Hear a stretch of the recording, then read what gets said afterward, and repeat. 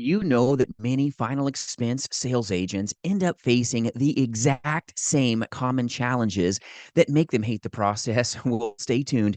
I'm going to give you some tracks for success, but also some things that you really need to know before you dive into this industry and get destroyed. I want you to be a dominating force for good, but a lot of insurance agents don't know what they're not going to like, and then they take their licks, and I don't want that to be you. So we're going to dive into what you're going to despise, what you're going to hate, and what you need to handle to have the best chance for success. So we're going to go into this in really graphic detail, and I hope you enjoy this. And before I do, my name's Jason. I'm your friend in the industry, and I've been doing insurance over 20 plus years, 2+ decades, and nothing I won't give you in this video. So we recruit and partner with powerful insurance agents this nation, as well as agencies selling life, Medicare, and annuities face to face, but more importantly in the telespace. Let me tell you, one of the biggest challenges in any kind of insurance sales market is dealing with rejection. Rejection rocks agents. It's the objections, right? And a final expense prospect is going to pop you in the chin so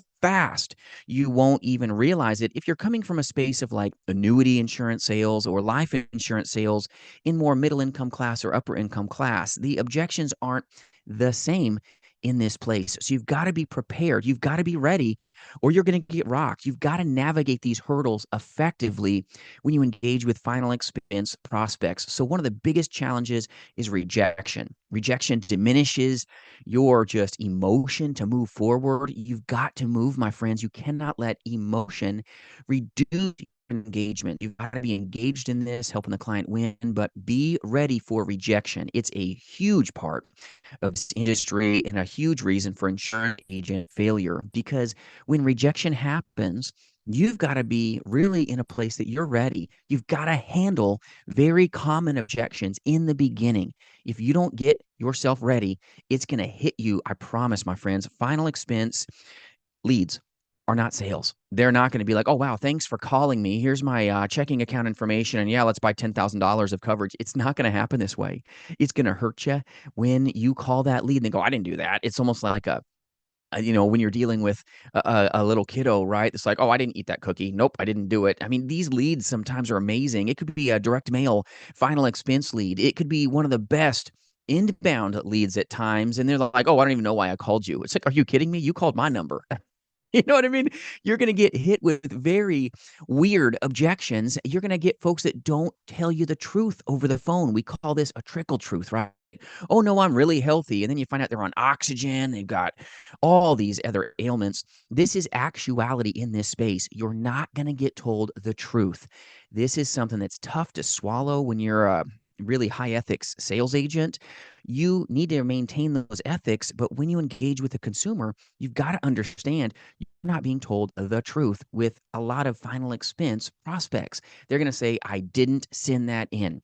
Oh, I don't need you anymore. And maybe they just filled out one of the best final expense, okay, Facebook leads on the planet. They just sent it. You can see it was just sent. And they actually typed all their information saying, I need $10,000. I want the beneficiary to be, my daughter, Jason, and all these things. And then they tell you, oh, nope, changed my mind. Like in 2 seconds, you can't go here. All right. You're going to get frustrated. It's part of the industry. You've got to be ready. This is very critical that you understand how to handle common objections in the beginning in a way that's not pushy, that isn't caustic. You've got to be in the client's corner. This is so important that you're trained and prepared and ready, and you don't get rocked by very common rejection tactics, yes, tactics that your clients are ready to hit you with. Clients are ready to say avoidance behaviors like, oh, I already took care of this. I don't need anything. Oh, I don't know why I filled that form out.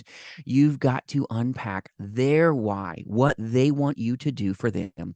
You can't be like, hey, I'm here to sell you life insurance and final expense insurance. Buy from me. You cannot cut the calls short.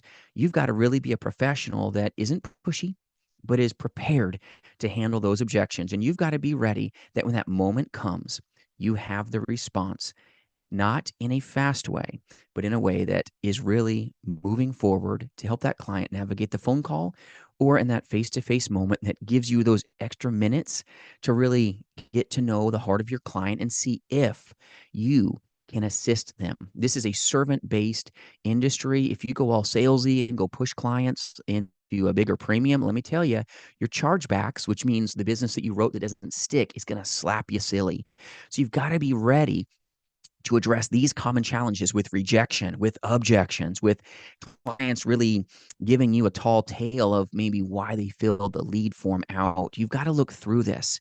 It's almost like Charlie Brown's teacher, if you know what I'm saying. We love our final expense prospects, but in Charlie Brown, you remember wah wah wah wah wah wah wah, right? When you got to be one that can look through this and just look at it like that kind of a noise is going on when they say, "Oh, I didn't fill that out." Okay, you've got to look at it that way, like, okay, and you got to go through that with just power and strength and persistence, not being pushy, but being persistent to know maybe have you taken care of your life insurance planning since yesterday?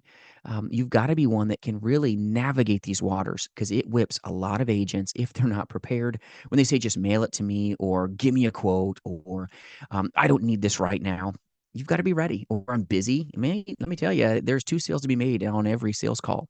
They sold you or you met their need. You've got to be ready when that moment comes, understand and address these common challenges head on so that you can help yourself, but more importantly, help your consumer. So if you want to have a rewarding career, you've got to acknowledge that you're going to get hit with very common objections. You've got to be ready. You've got to be ready to handle your leads when they tell you, I didn't do this. You've got to be diligent about action. Keep working the next lead. Never give up on these leads unless they tell you to put them on their do not call list or if it's past 90 days and you got to scrub them again. You've got to acknowledge and prepare yourself for really pushing forward in action. You will get hopefully powerful results by being a top performer. And top performers don't give up. They persist. They resist when they're a face-to-face final expense sales agent and you were just told this boy, laundry list of why they never did it. And you're sitting here with a card in your hand that was just licked a week ago, all right, with the stamp and the return address and handwritten.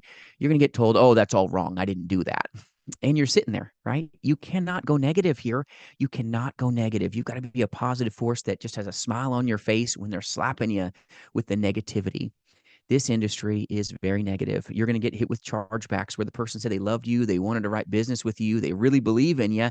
And then a week later, you find out that they called to cancel it. They just wanted you off their lawn. You've got to look at this like okay, well, I was told no. I'm going to go to the next sales call and make that person's life better. You've got to look at the no like next. When the no happens, next call, next call, next call. This is a call to action. They need you. And if you don't go and help them, who will? Make their life better. Be passionate about what you do if you want the best chance of becoming a top performer. Performers in this industry, let me tell you, they practice, they drill, they rehearse, they're ready for the rejection, they're ready to work these leads. They know what's going to be said before it happens. You've got to be balanced in how you move forward.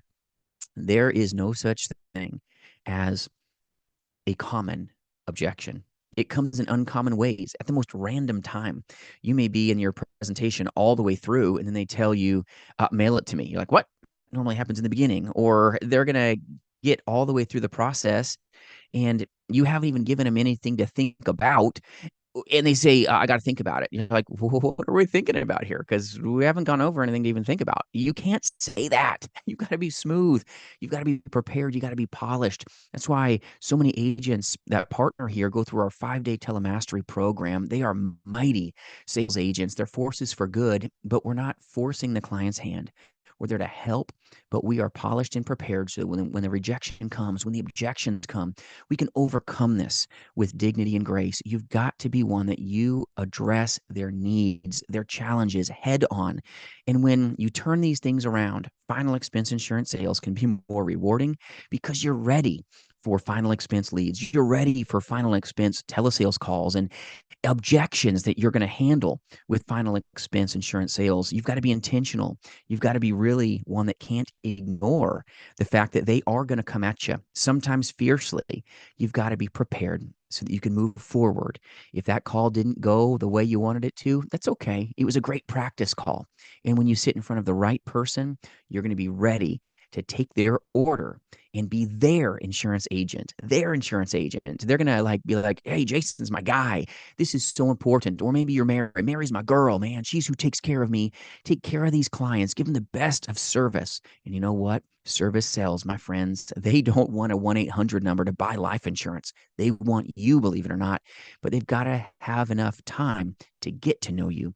And you're not going to do that by going negative. You're not going to do that or even get a chance of doing that by being one that when you get rejected, you go all gloomy, gloomy Gus and don't get out of your car to go help the next person or don't get on to the next phone to help the next prospect that powerfully needs you. So make sure that you acknowledge and prepare yourself for the challenges of small chargebacks, the challenges you're going to face when you're trying to set yourself up for success in this industry. Be intentional to avoid the pitfalls of objection handling, of making sure that you're scripted, you have systems to follow so that you can have this journey be one that you go, you know what? I just love it. So many insurance agents don't know their script, they don't know their system, they're not prepared, and they get rocked. And I don't want this to be you. If you need free resources or anything at all that we can do for you, reach out at jasonfinalexpense.com. We'll help you. I appreciate you greatly and hope you have an amazing day.